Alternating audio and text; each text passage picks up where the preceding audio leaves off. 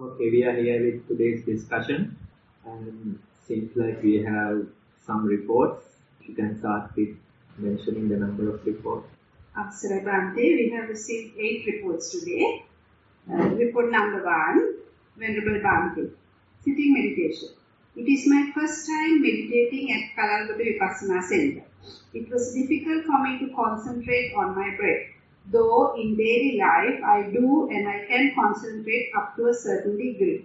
I think I was overwhelmed by my thoughts. I was trying too hard and I felt like giving up at one point. Walking meditation. I was mainly looking at touching the floor, stroke, ground. I'm not too sure if I should concentrate on my right or left foot.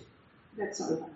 Right, probably when you do it at home, it might be much easier, but when you come to a retreat, especially when it is a residential retreat, it becomes extra difficult. We are not used to this type of environment, we are not used to do it for a full day.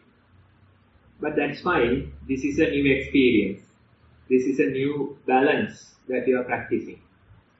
At home, you can maintain a certain balance, and that's a start. But you have to figure out the way about the new environment or about this new balance. That takes time. Taking time is okay. This is the very first time, and you are a little bit familiar about the practice. So take it as a foundation and continue. And when you attend for few retreats, then it becomes much easier. Right? Especially residential retreats, initially difficult. We are not used to the environment, we don't feel comfortable, and we don't have the comfort that we have at home. So all these factors matter. In addition, the crowd is not familiar, so all these problems come. If you try maybe like a 10-day retreat, you'll really experience this. So much friction arises from within. And they try to find various excuses to go home. Right? It's a different story. You can write a book about it. The reasons to go home. I remember one person, he came for like maybe a month, I guess. And after spending 2 days, this person was giving excuses to go home. You know what the excuse was? Pending electricity bill. One day I have to pay this, I'll pay and come. So I asked him, when you came 2 days ago, no? When you came, that bill wasn't there. It was there, but I didn't think about it that much. Now my main focus is the bill. So he went to pay the bill. Right? So those excuses are very nice. The friction. So you have to be a little compassionate towards oneself. You know, it's a difficult task. But little by little, you can develop that ability. So don't get discouraged. This is natural for a beginner. But when you do few retreats, you'll get used to it. And you realize, compared to meditating at home, this goes much deeper. Because you are dedicated for a day or for a few days.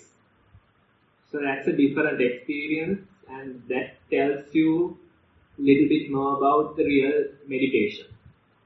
And all of you, at least once in your lifetime, I would recommend meditating for like 3 months continuously. I know it's not easy. You won't be able to find time, probably even find a place, a good place, but leaving all those obstacles aside, at least once in a lifetime, you have to have that experience. Whatever the obstacles that you experience during these few days, totally different things will come if you spend for maybe 3 months or so. Even yesterday during the talk I mentioned, initially the surface level things come. Daily matters, family problems, those things. But when you continue for a long period, the real issues will come. They take time, they are deep inside your mind. So it takes a lot of time. But at least once in a lifetime, you have to have that experience. And it will tell you a whole lot about yourself. What are your real problems? What are your real bonds? You will figure them out. I remember one of the foreigners, he was from Germany. He was a psychologist. He came and stayed for like 6 months residential. And after 3-4 months, this guy was utterly down and came and said he feels sad and feel like crying for no reason. There's no obvious reason. Usually when you're sad, you feel the obvious reason. But this person is saying no obvious reason, but I feel like crying. So down and feel like crying. So I told him, if you feel like crying, cry. What else can you do? Then after a few days, he came and the last 2 days, I kept crying.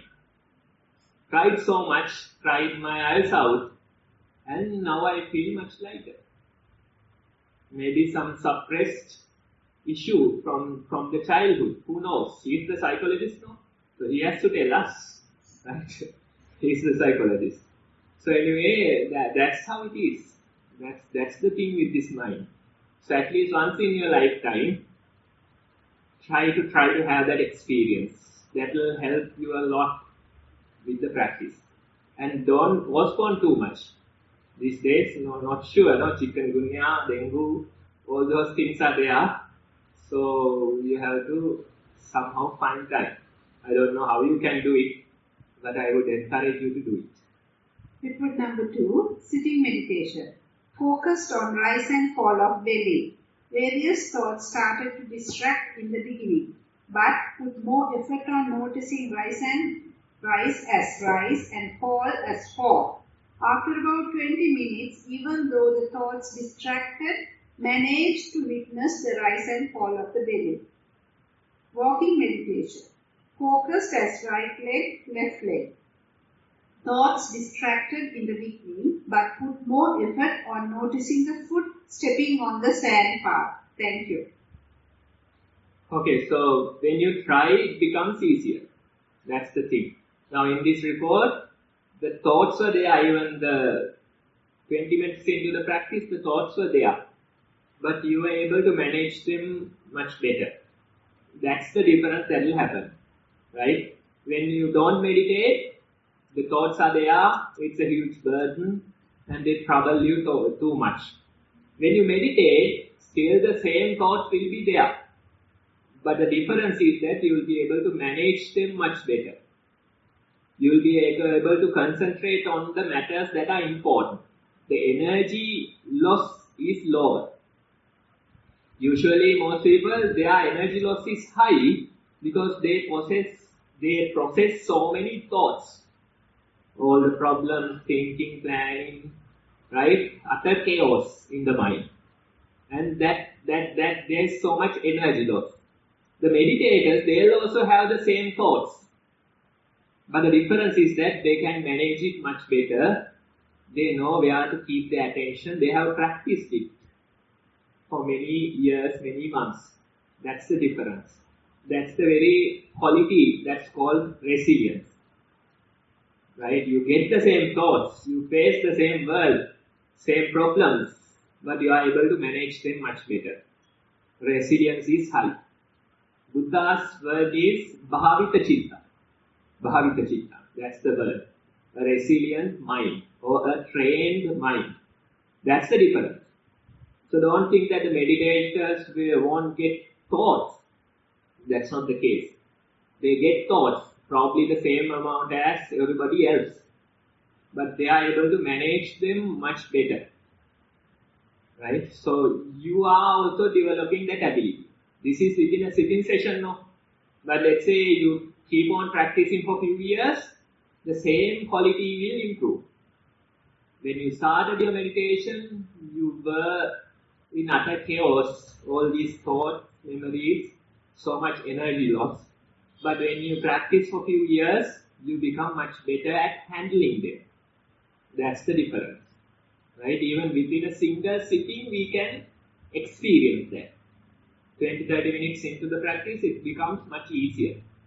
Same goes for a long term, let's say few years practice. When you start, so much trouble, so much thoughts, so much energy loss. When you continue for few years, still the same amount of thoughts. But among them, you are able to manage much better. The world will be the same. The world will be the same, but the meditators, they are able to navigate, manage this world much better. The energy loss is lower and they know how to recover and keep their attention. So that very ability you are developing, let the thoughts be. Don't try to get rid of them. Amidst these thoughts, you have to practice. In this troubled world, you have to practice. Right? And when you practice time after time, it becomes much easier. Report number 3, sitting meditation. Primary object, breath. How I noted the primary object. First, I could feel I inhale and exhale, but I couldn't focus on it. Thoughts invaded my mind. My main focus was my mother, who is suffering from thoughts which she cannot control. She feels sad and anger, even though she helped needy. Now the people got help are settled and do not visit her. Even though helping the people in need is a merit, she cannot control her anger. She knows helping needy is a merit and anger is a demerit, but she is always complaining about this. I tried to meet some monks, took her for counseling and psychiatrists, nothing helped. Now I get angry because nothing worked. But today is better than yesterday. I feel myself relaxed. During walking meditation, I could focus on leg movement only, lifting and placing without disturbing thoughts. After walking meditation, I did sitting meditation. This time it was better. I felt long in-breath and short out-breath. Bodily experiences, I felt pressure in my head. Right, so you have identified a problem, right? What matters to you and what are your priorities.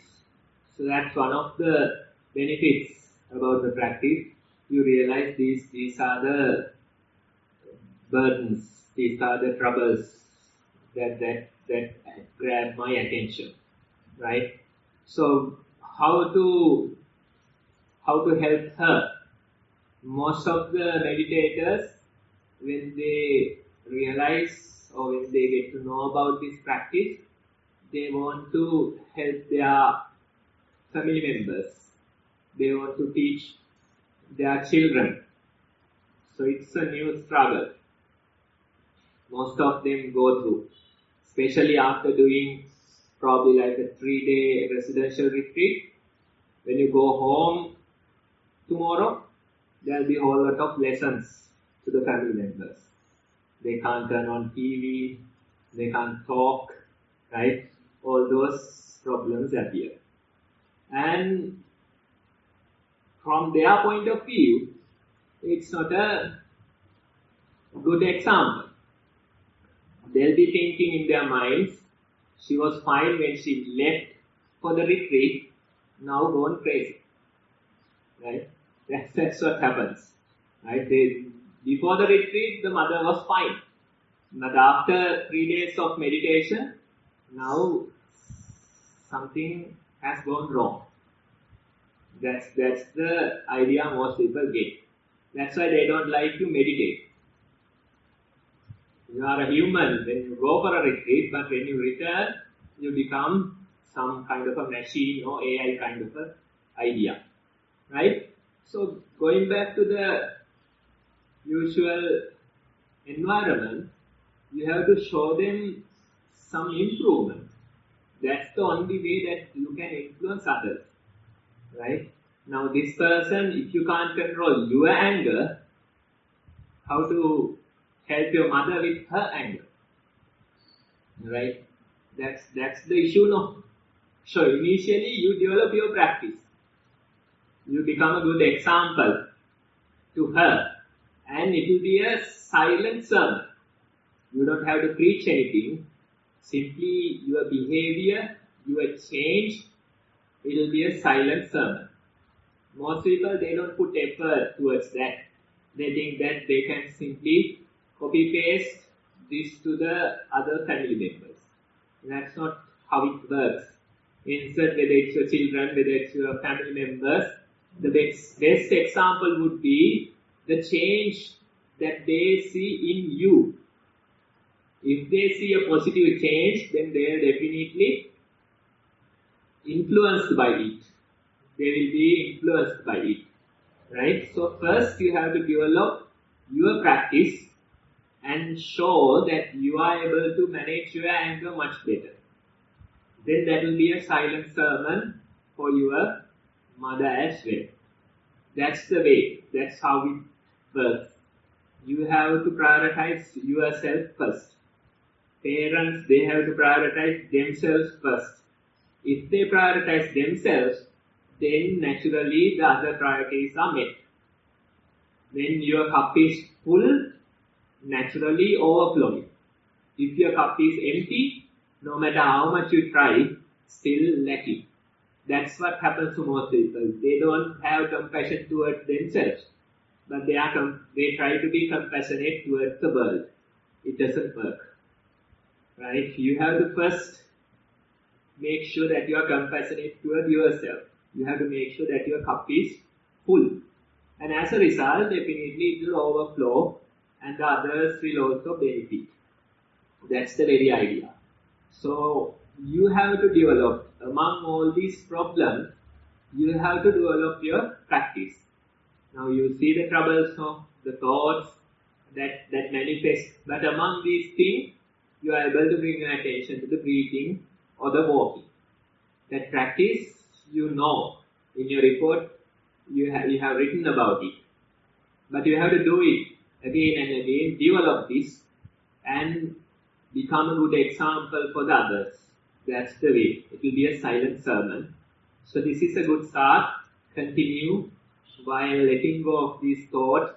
Continue to come back to the bodily sensations, whether it's walking, sitting, or even daily activities in a meditation center as well as when you go back home. You have to practice this. And when you practice this, it changes you. It's a positive change. And that change will do a silent sermon for the family members. That's the idea I got. Bhante, this is 3 questions regarding meditation. So shall I read all 3 or one by one? Do the entire report, yeah. Okay. Bhante, appreciate if you can explain, number 1, the difference between just being and observing the common and unique characteristics of the meditation object. Number 2 is constant inner chatter, stroke self-talk and prapancha are the same. If so, does Arahants also have self-talk, stroke prapancha? Number 3, to get rid of various defilements, mindfulness is only enough, or does our perceptions need to change with samadhi? So, no, I forgot the first one. The difference between just being and observing the common and unique characteristics of the meditation object. Right, so just being is somewhat, let's say, advanced. Initially, we'll say observe the qualities and characteristics of the object. For the beginners, that will be easier. For example, earlier few reports, when you get so many thoughts and they rush towards you, it will be much easier to put your mind into some work. Right? So observing the breath is our refuge. That's why we say take the primary object and give your mind a task. What is the task? Observe these qualities, the characteristics of the primary object. Whether the breath is longer, shorter, whether there is a temperature difference, whether the breath is changing when you sit for a while. Right? All those things, when you give your mind a task, it will be much easier for you to do it. Right? So that's for a beginner. But just being is a little bit advanced actually. When you practice for a while, you can simply let go of that effort. Remember even yesterday's talk, we talked about how to hold on to the middle. Observing the qualities and characteristics of the object is more like holding on to the middle.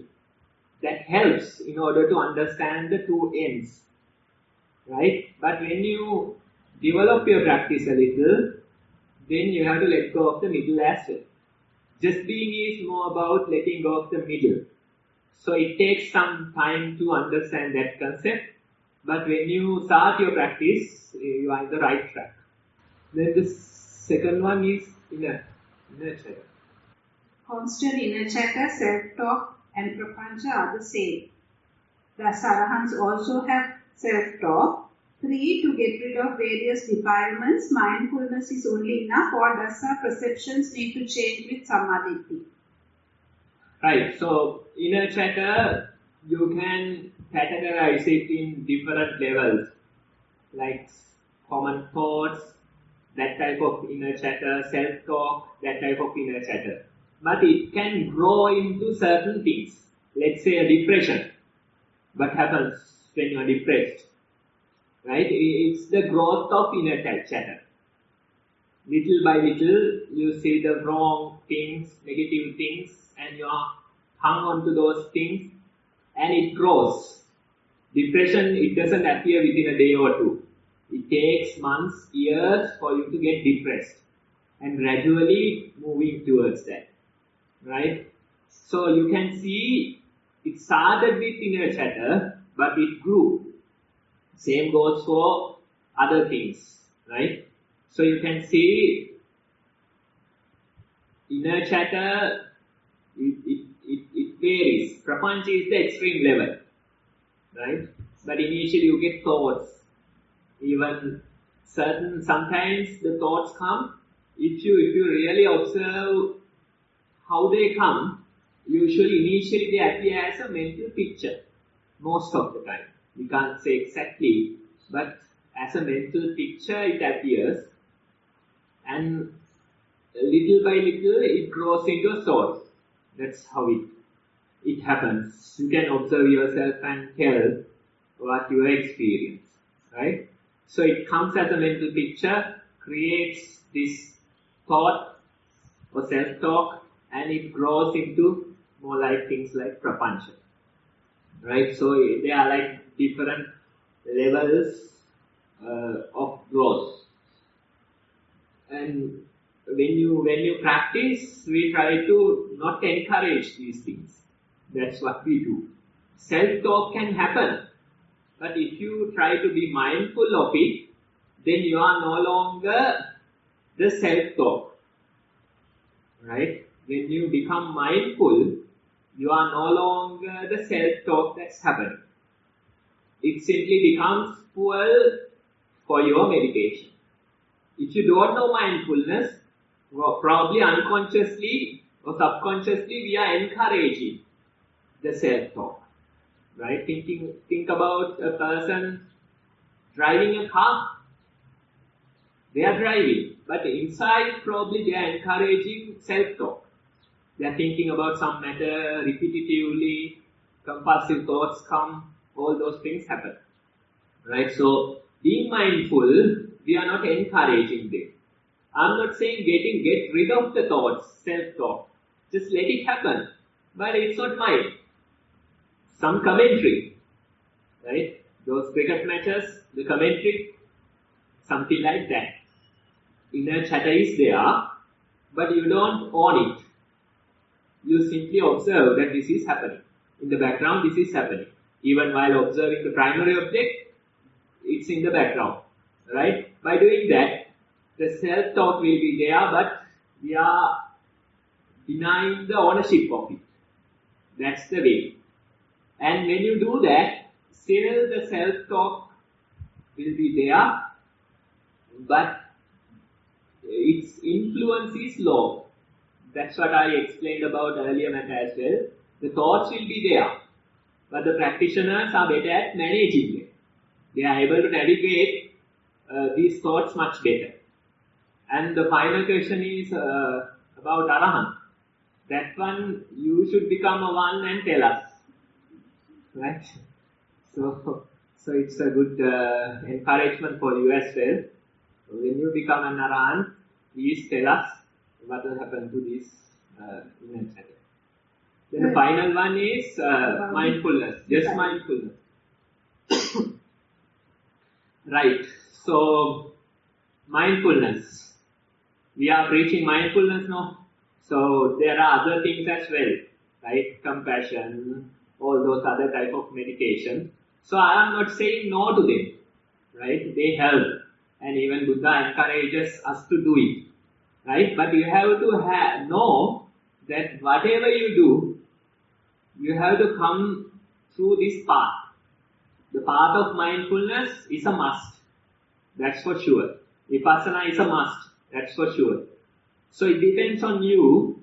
You can do other things. They help. But eventually you have to get into this practice. Even yesterday's discussion I mentioned this. Now, let's say non-doing. We were talking about non-doing. Initially we start with doing. But when the meditation grows, when it matures, it's more like non-doing. Right? So, when you don't do anything, all those suppressed thoughts, memories, these things come. So, it's not easier to bear it. One person was telling probably a week ago, that person sat for meditation but couldn't keep their eyes closed because certain thoughts, certain incidents, they came to his mind and he couldn't keep the eyes closed for even for few minutes. So what to do? Currently he is unable to manage it. But gradually when you develop your practice, you will be much better at it and you are able to manage. So we will say just being is enough. Right? Otherwise you have to do something. Compassion is doing something. Right? All those other things, it's doing something. Most of the practitioners, they never get to the second stage. They simply recite something and stay there forever. But you have to somehow get to the second stage. Right? Simply be practicing mindful walking, sitting and daily practices. Right? That improvement you have to go through. So start somewhere. Start somewhere and continue. And when you continue, you realize now you are developing the ability. That's the way. When we start, everybody, we don't have all the qualities, abilities. But the very path or the very practice is to grow them. How to grow? Repetitive practice. Today you are not able to keep your eyes closed for a long time. But tomorrow will be better. Day after tomorrow, much better. Right? So the trend is towards improvement. That's the way. Right? So mindfulness is enough. But it takes some effort for you to accept that. It takes some merits for you to accept that. Buddha says there's only one way to get rid of defilements. How to do it? Seeing and knowing. That's the way. Only by seeing and knowing you can get rid of the defilement. Janato passato. Asavana khayang vadani. No ajanato, no apassato. By seeing and knowing, you can get rid of these things. Not by not seeing and not knowing. That's what Buddha says. Right? So suppressing these thoughts, you wish that you got rid of them. Right? But they are there. Underneath. Under the carpet, it's there. So gently, little by little, you develop the ability and you let them come and somehow able to stay with them mindful. That ability you have to grow. Only by facing them, you can get rid of these defilements. Let's say lust, right? Lust appears in the sitting session, let's say. Right? So lustful thoughts come, people say we shouldn't have them. That's true in a way. You have accepted precepts, you are in a meditation center, you should be having these thoughts. But in reality it comes. What can you do? When it comes, simply acknowledge them, simply have the courage to face it. And sometimes they come and overwhelm you. The whole sitting feels like only thoughts, memories. What to do? By facing it, right, you are getting rid of them a little. Only a little. That change you won't be able to see within a day. But when you repetitively face them for a long period, then you realize they have lost their energy. Right? That change will come by knowing and seeing. There is no other way. So I hope I answered your question. Report number 5. Venerable Bhante, walking meditation. Focus was on movement of foot and contact with the ground. Observation, sand was slightly cool and damp. Duration 10 to 12 steps and more quiet often. Distraction, environment was not a distraction today. I was surprised and quite distracted by my meditation attitude, which was removed from the object.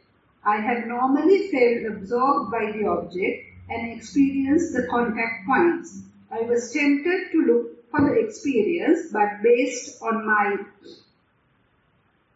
understanding of the advice yesterday, managed to let it go. Duration of focus improved after that. Sitting meditation. Focus on the nostrils. Observations only the touch of air. Only the touch of air. Duration 3 to 8 breaths. Distractions similar to walking meditation. Feeling distant from the object. Duration improved after overcoming this. Please advise. Thero Nissarana. Right. So, feeling distant from the object, is that a good thing or a bad thing? Anyone? Feeling distant from the object. A good thing? Anyone who says a bad thing? Obviously, the person who wrote the report. Right? You feel like absorbing into the object, that's the best thing. Initially, yes, I would say. Right? By absorbing into the object, you are able to get rid of these thoughts and somehow stay in meditation. Initially, yes. But when you practice for a while, naturally this distance appears. And there was this very nice sutta, Buddha explained, he's taking these two ends, right? Even our talk is on two ends. He's taking one end is the distracted mind, the chaos, all the thoughts, memories, that type of distraction. Then the other end is absorbed into the meditation object. Those two are the ends he's taking, right? And he's saying you have to let go of these two ends in order to attain real peace. So in a way you are not distracted outside, in a way you are not absorbed into the meditation object. That's the middle he's talking about. It's a difficult middle to understand. Especially if you think that your only refuge is the meditation object, then it's not easy to understand this. But consider this as a good thing. The distance that you feel from the meditation object, that's a good thing. But you have to make sure that you are not distracted due to outside things. I think that assurance is there in this report. That person is saying, I wasn't distracted outside, but I wasn't absorbed into the meditation object as well. Right? So that's a good thing. That's what they called viraga, the quality of that. That's how it is appearing. Right? So consider it as a good thing. It won't last. It will appear, it will disappear. Again, after a few weeks it comes. Right? When it comes, you have to welcome it. Don't struggle with it. Just let it settle. And you simply sit in meditation. You don't have to do much. Right? That quality arises, and that's a good quality. So you have to encourage it. You have to accept it as a good quality. Otherwise, you start a whole new struggle. You are distant from the meditation object. due to the practice, but now again you try to get close to the meditation object. It doesn't help. So we have to tell them, it's a good thing that's happening, but next time when it comes, simply welcome it and just simply be with it. That's all you have to do. Report number 6. My business partner cheated me to a large amount of money. He deceived me and practically robbed me. I have a lot of anger towards him. I have been trying to recover this money legally now for a long time. My anger is sometimes very intense. I feel like physically harming him. This comes at times, including when I try to meditate. How to deal with this? Right, so these are the lessons that teach us the best. Right? Probably let's say you are here during a weekend. You are doing a retreat. Why? If you dig deep and if you find the real reasons, I'm sure such incidents are there. You are disappointed by life. You are hurt by someone you love. Right? So all those things, they become teachers to us. I don't think anybody would spend a weekend here if they have only experienced happiness in this life. I'm sure. Right? Then you won't be speaking here. You will be at some nightclub party. Right? That happens. So these are the teachers. Betrayal, all the hurt, suppressed anger. Right? So it's there. What can you do? Right? Just simply acceptance is important. Don't try to blame yourself. It's naturally you feel like blaming others, but somehow you have made this experience. Most people would ask, why me? Why me? That's, in a way, it's a wrong question to ask. And in a way, that question shows that you are still in the initial part of the struggle. Right? But when you go through it, maybe this very lesson will become a blessing one day for you to practice, for you to attain real peace. So this is the dukkha Buddha is explaining. Right? It's not the textbook dukkha. This is the real dukkha. I remember one person, few months ago, he came and young boy, probably like 30 or so, he was saying, Bhante, I came to become a monk. Suddenly appeared out of nowhere. And I asked him why. Then he said, Bhante, I have read those suttas and it says the life is suffering. That's why I am here, dukkha. I asked him, that's the textbook? No. How did you experience dukkha? Then he was thinking for a while and he said, my girlfriend betrayed me. So that's his personal experience of dukkha. His personal encounter of dukkha. It's not the textbook dukkha that we experience. This is the thing. Right? So you have encountered dukkha. And that's the great encouragement towards finding lasting peace. Buddha says, what encourages you towards Nibbana? He's asking. Right? And he says, dukkha is the very encouragement. Nothing else. Dukkha is the very encouragement. Right? All these betrayals, probably cheating from your partner, all those things will encourage you towards the path of Nibbana, and take it as an encouragement. Currently you don't see it. Currently you are too wounded probably to see it.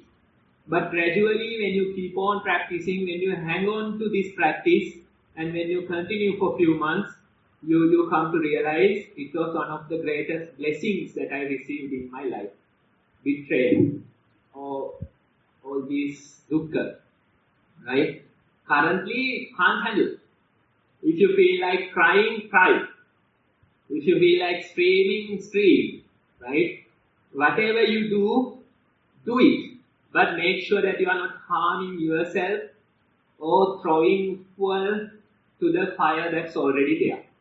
If you go and hit him, I don't know how it will evolve, right? So as long as it is not harming yourself, as long as it is not harming somebody else, it's fine to do whatever to manage this.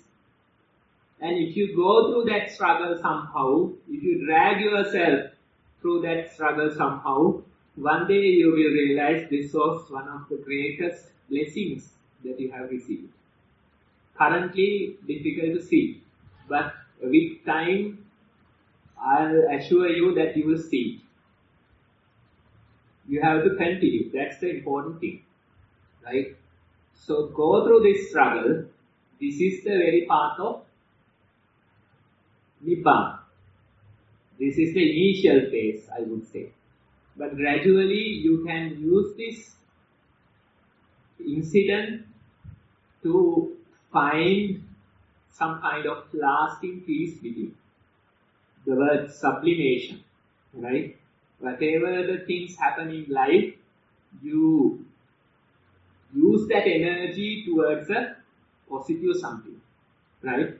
Some people, they create art due to some incident that they have experienced. Some people write books. Some people create music to let go of their pain. The practitioners, the meditators, they use this leverage to continue their path towards peace. That's what Buddha encourages, right? So take this energy, take this incident and use as a leverage towards your path of peace. It takes time for you to deal with this better. It takes time for you to feel a little better from this hurt, but you have to somehow go through that struggle, right? In a way, talking about it helps. In a discussion like this, when such issues come, in a way it helps, more like a confession, right? This is what I'm struggling. I'm sure all of us, we are happy to hear that confession. We are happy to hear that incident. We are happy to hear that the dukkha that you have experienced. But you have to somehow summon the energy and continue through this process. Initially, it's not easy, I assure you. But with time, it gets much better. Time is the magic, right? Let the time do its magic, right? When you continue for few months, few years, you are able to perceive this in a much better way. Currently, you are in the midst of this incident. That's why you feel so much hurt, anger, all those things. So you have to somehow manage, somehow release these things. Exercising those things can help you, right? Doing something that you like, taking on a project, those things can all help you, right? Putting your energy towards something that is not harming yourself or the others, right? Little by little, when you continue for some time, you are able to perceive it in a much better way. You'll be able to see a bigger picture. Maybe this was one of the greatest blessings that you have received in life. Report number 7. Dear Bhante, I have some concerns to clear on my practice. I have been practicing Anapana meditation for the last 10 years. I do a sitting practice daily 1 hour or 45 minutes in the morning. Most often I come to a stage that breath fading, thoughts fading, and I am in a very calm state without any outside disturbances. I believe that the effect/result of the practice helped me to spend my day calmly without getting into unnecessary conflicts, arguments with a very balanced mind. However, whenever I go for a longer retreat, say 10 days or so, I can feel improvements from this state, such as deep concentration. But the moment I get back home, I fall back to that normal stage where the time spent is very calm and peaceful. How do I progress further by doing just the day-to-day 1 hour sitting. Theruvan Sarana. Right, so good to hear that you have practiced for 10 years. That's an achievement, right? So that's a good thing. And most of us, when we practice for a longer time, this question appears. How can I move further? How can I improve even further?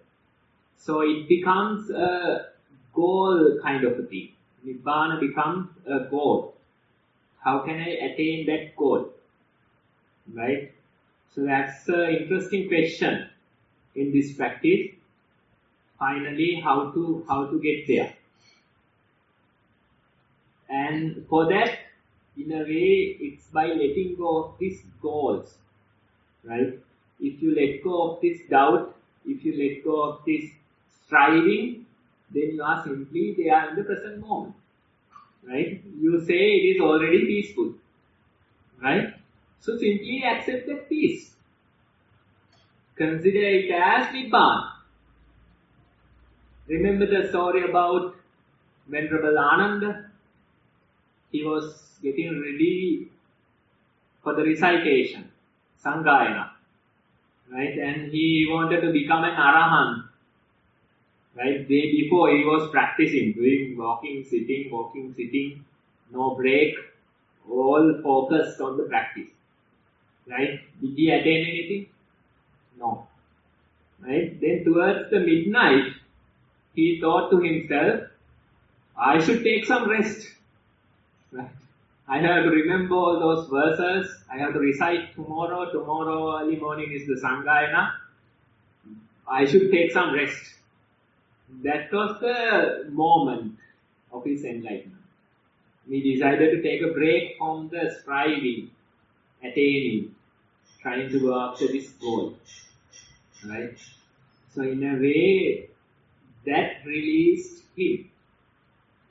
So when you practice for a long time, initially we give lot of goals. Right? In the peace, Nibbana, stream entry, all those goals are there. But when you practice for a few years, you have to gradually let go of them. As long as you have a goal, as long as you want to get better, it won't happen. Right? So simply embrace what you have achieved. 10 years into the practice, that's a great achievement. Have a party, celebrate. Right? Don't start the race for the next year, 11th year. That's not how it should be. Instead, simply accept it. Simply enjoy the moment. When you let go of all the striving, all these goals, then that very present moment becomes Nibbana. It's not easy to accept it. Right? That's what happened to even Venerable Ananda. He had that goal, attain Arahanthood before tomorrow. Right? Tried so hard. But at the end of the day, he thought, I should take a break. I should sleep for a while. Right? That very decision was Nibbana. Right? So, try to do it.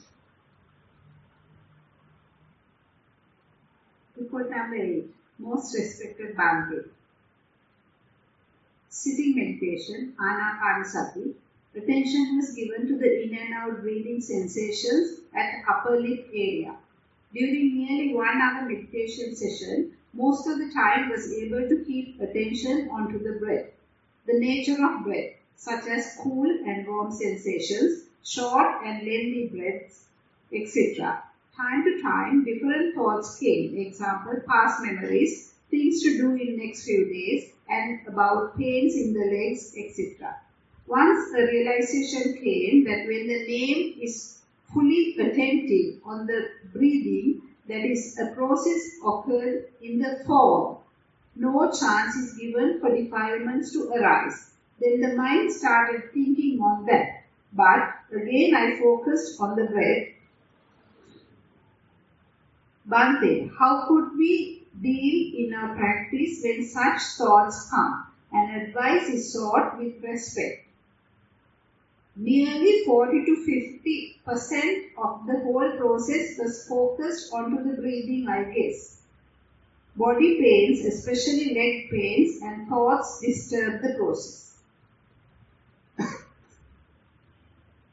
Now, such thoughts, how do we address such thoughts? In a way, it's a thought that helps you, right? In a way, it is encouragement towards the practice. Thoughts about Dhamma. So this mind is very tricky. Initially we thought about worldly matters. Now we think about the Dhamma matters. Still the thoughts, same thoughts. But we encourage them, we accept them in the initial part because that helps us towards the practice. But gradually you have to let go encouraging them. They can appear. You can have thoughts appear. It doesn't matter. But there are like two types. Thoughts that are appearing and thoughts that you are encouraging. That second part, you have to let go of it. Thoughts appear, simply be. Simply let the thought come and go. Right? Don't encourage it. Sometimes you can't really figure out which type it is. It feels like a grey area. You feel like the thought appeared, but there is little encouragement from your side as well. Right? So that's a difficult balance to figure out. But little by little, stop encouraging them. Right? Even the thoughts about lust or the thoughts about practice. Both of these things we put in the same thoughts category. They are simply thoughts. Thoughts without an owner. Right? If you claim ownership to them, then that's a problem.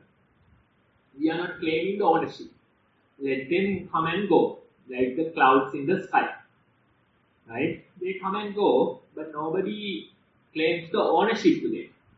Same goes for the thought. We simply let go of the ownership. That's the secret behind these things. Right? So remember that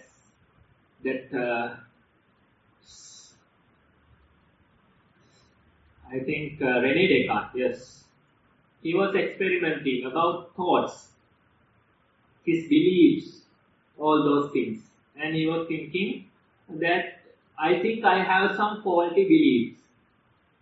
That was his idea. And he had this analogy of an apple basket. There are some rotten apples in this basket. So I have to make sure that I get rid of them. So he kept analyzing. He did a practical exercise for many months, many years. And his idea was to throw away the entire basket and only pick the good apples. That was his idea. Right? So he did for many years, probably, and as the very first good apple, after letting go of his all beliefs, all the ideas, concepts, as the very first good apple, he took, I think, therefore I am. That was the very first good apple he chose. Right? When you choose that apple, what will happen? All the other apples will eventually get into the basket. I think, therefore I am. Identifying with the thoughts and emotions. Right? That's a fatal mistake that he has made. But Buddha says, do not identify with them. The thoughts appear. It's like a cloud in the sky. Right?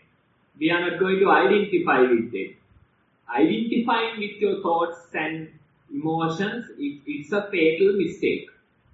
So in this process, we gradually develop the ability to deny the ownership of them. Right? So you are into the practice, you are somewhat there, simply let them be, let them come and go. Suzuki Roshi, he is saying that Keep your front door open, keep your back door open. Let the thoughts come from the front door and go from the back door. But don't serve tea. That's what he's saying. Don't serve tea. Let them come and go freely. But we are not serving tea. Right? That's the very idea. Let them come and go freely, but don't try to encourage them.